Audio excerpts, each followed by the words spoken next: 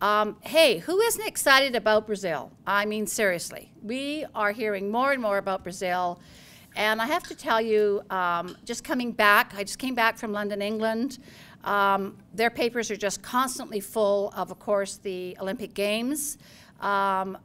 Also, let's face it, when Brazil was able to get the Olympic Games, Rio getting that really is also putting them so much on that world map and in front of everybody. And you have to have, there's a lot of considerations that go into when you choose, believe me, like a city like Rio, but a country like Brazil to host the Olympic Games. So I think this is a very, very exciting time for Brazil.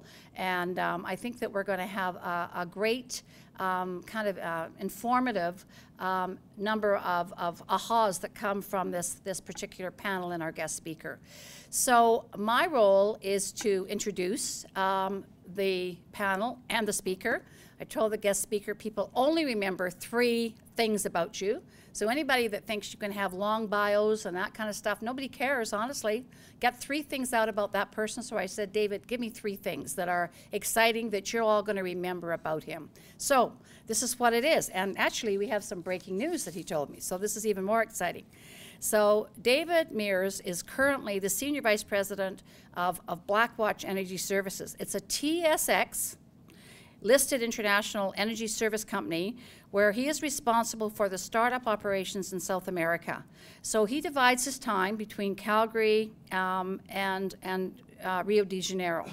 The breaking news, and get this, is on tomorrow, they've changed the name from Blackwatch, and it's now called Calmina. And he'll probably tell you a little bit more about that. So you are the first to know. You are the first to know this. But he's actually a real amazing entrepreneur. The more I talk to him, the more I am amazed at what he's been able to do. He has been able to, in the last 4 years, he sold an energy service company, an E&P company, and he is, I have to tell you, he's pretty exciting. That's all there is to it. I said, you know, every time you do introduce somebody, you have to give them something personal about them. So yesterday we did favorite hockey teams, NHL teams. So we're on to World Cup now. Okay, so I said, okay, so he's going to be cheering for Brazil. That's all there is to it. And let's face it, I have to tell you, they're pretty top dog there. But we've got other teams that the other panelists have chosen, so we'll fill you in on that. So without any further ado, I'd like you to welcome David. Come on up.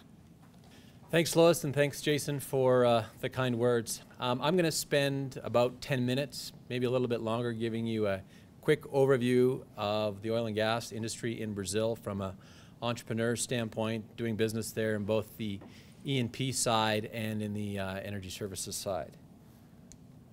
So a bit of summary. Lois did a kind introduction of myself, so I won't spend a lot of time on that. The other 2 companies that I had in Brazil was BCH Energy Services. We had 11 rigs on contract with Petrobras. It was sold to Alice Chalmers in December of 2008, and an E&P company called Brasilta Resources, which had E&P blocks onshore in Brazil and operated in the central parts of Brazil onshore. So why Brazil? Well, there's lots of press about Brazil, and when I was making this presentation 5 years ago, it was a little tougher sell, but today it's a pretty easy sell. Brazil is a huge country.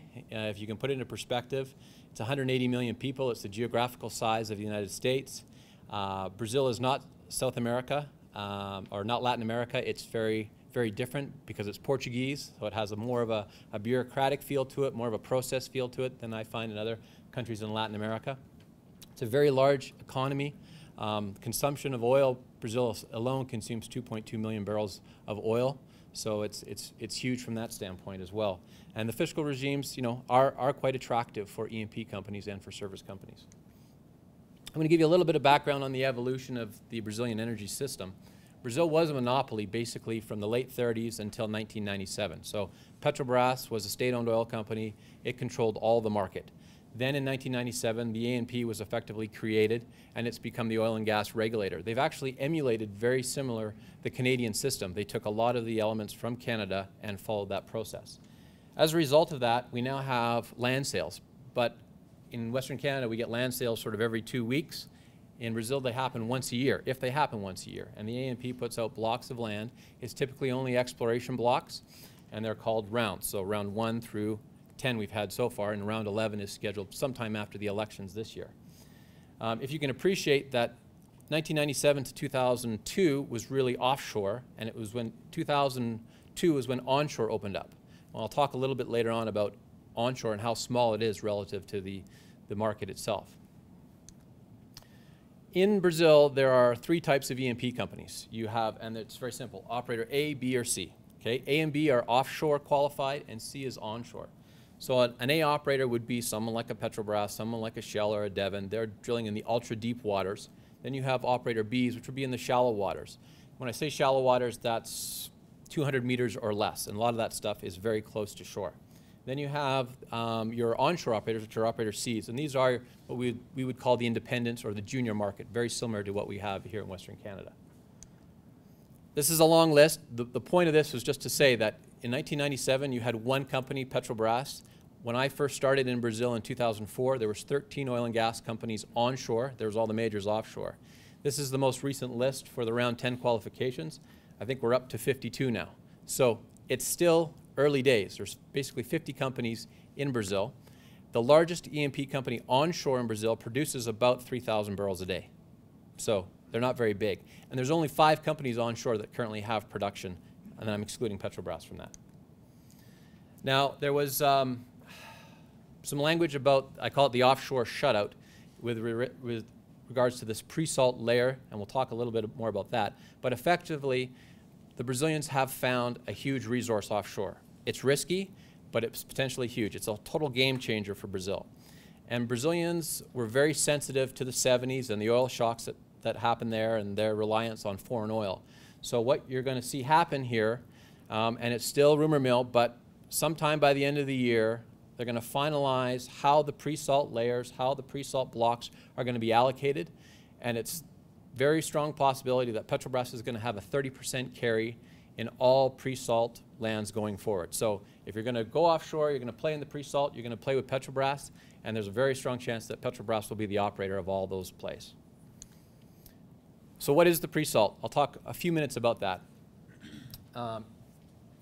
You're talking an area of about 250 kilometers off the coast of Brazil.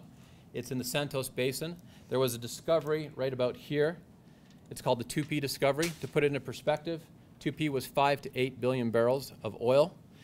Prior to that, Brazil had about 5 billion barrels. So it is a real game changer. These wells alone, these areas alone, if you believe what they say, it's 5 to 8 billion barrels for Tupi, Ira, and the Baleias Basin. So these are huge game changers. The cost to drill these wells are phenomenal. I mean, you're talking 2,000 meters of water, you're talking 2,000 meters of subsurface. Petrobras has the largest offshore fleet in the world. It's real stuff, and it's a lot bigger than what we're seeing in the Gulf of Mexico and other places as well.